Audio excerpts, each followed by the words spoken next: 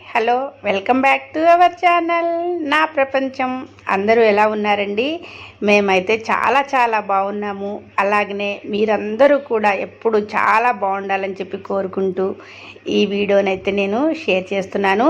ఈ వీడియోని షేర్ చేసే ముందు ఒక మంచి విషయం అయితే మీతో చెప్పుకోవాలండి. ఇక్కడ కనిపిస్తున్న ఈ భక్తుడు, అలాగనే అక్కడ ఆ భక్తుడి భార్య, పిల్లలు ఈరోజు వీరి పెళ్లి రోజు అన్నమాట. పసుపులేటి పరశురాములు అలాగనే కృష్ణవేణి దంపతుల పెళ్లి రోజు సందర్భంగా గుడికి రామాలయానికి అయితే వచ్చారు. అలాగనే పూజలు చేసుకోవడానికి వీరైతే వచ్చేసారనమాట. అయితే గుడి కట్టిన తరువాత మేము చాలా బిజీ అయ్యామండి.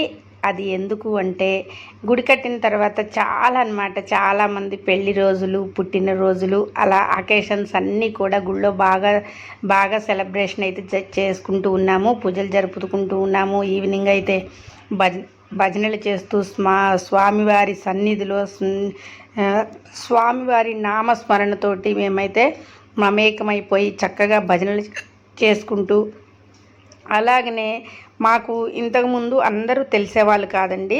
ఊళ్ళో చాలామంది, కొన్ని కుటుంబాలు మాకు బాగా పరిచయము, ఇంకా కొంతమంది తెలియదు. కానీ ఈ గుడి కట్టిన వేళ విశేషం అండి. ప్రతి ఒక్కళ్ళు కూడా చక్కగా మమ్మల్ని పలకరించటము, మేము వాళ్ళని పలకరించటము ఇలా జరుగుతూ మేమైతే నేను మా వారు పిల్లలు అయితే బిజీగా అయితే అయ్యామని చెప్పాలి. ఆ రాముల వారి సన్నిధిలో మాకు కూడా చాలా ఆనందకరంగా అయితే ఉందండి. ఎంత కొంచెం పని ఎక్కువైందని పని అయితే కొంచెం పెరిగిందండి. కానీ పని పెరిగినా కానీ అలా చేసుకుంటూ అయితే వెళ్తున్నాము. ఆ రాముల వారే మాకు శక్తినిస్తాడు అని చెప్పి బాగా నమ్ముతున్నాను నేను. అలా ప్రతి మా ఇంట్లో అకేషన్సే కాకుండా ఇలా గుళ్ళోకి వచ్చిన భక్తుల అకేషన్స్ కూడా మేము వాళ్ళు కూడా సంతోషపడతారు అని చెప్పి ఇలా వీళ్ళైతే పూజ చేసుకోవడానికి వచ్చారు. వీళ్ళని కొంచెం ఇట్లా వీడియో తీసి నేను షేర్ చేద్దామని చెప్పి వీడియోని అయితే తీస్తున్నాను. ఈ వీడియో కనుక మీకు నచ్చితే మాత్రం తప్పకుండా లైక్ చేయండి. అలాగనే కామెంట్ బాక్స్లో ఒక కామెంట్ అయితే పెట్టండి. మనం కొన్ని మంచి విషయాలు అయితే ఈరోజు మాట్లాడుకుందామండి. అయితే గుడి కట్టిన తర్వాత ప్రతి ఒక్కళ్ళము కూడా బిజీగానే, ఎవరింట్లో వాళ్ళకి బిజీ అనేది ఉంటుందండి, కంపల్సరీ అనమాట అది. అయితే మేము మాత్రం ఇక్కడ భక్తులు, మేము గ్రామస్తుల్లో కొన్ని కుటుంబాలు అనమాట, అందరికీ సాధ్యపడదు. కాబట్టి కొంతమంది అయితే మాత్రం ఇలా ఒక టైము సాయంత్రం పూట ఉదయము ఎవరు పుట్టినరోజులైనా ఏవైనా కానీ 7 నుంచి 8 లోపు గుడికి రావాలి.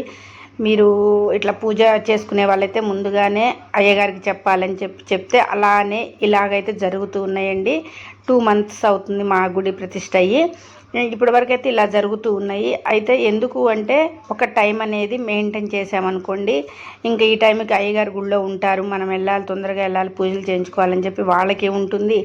మనకు కూడా ఇదే టైంకి కరెక్ట్గా ఒక టైం అనేది ఉంటే ఫిక్స్ అయితే ఇలా అయ్యగారు ఈ టైంలో గుళ్ళో ఉంటారు, మనం వెళ్ళాలి అని చెప్పి వాళ్ళు కూడా పంచాంగం చెప్పించుకోవడానికి కానీ, లేదా ఏదన్నా మేము రేపు పూజ చేయించుకుంటాం అయ్యగారు అని చెప్పి ఏదైనా మనకి చెప్పడానికి వీలుంటుందన్నమాట. ఇలా ఈ 2 నెలల నుంచి మాత్రం మేము గుడి మెయింటెనెన్స్ అయితే ఇలా చేస్తూ ఉన్నాము.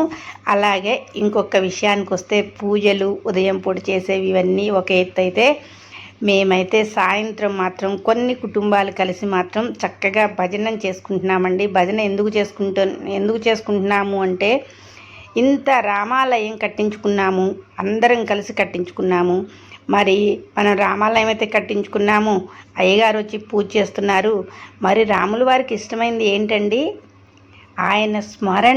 ఆయన స్మరణ చేసుకుంటూ ఉంటే ఆయనకి చాలా సంతోషమట.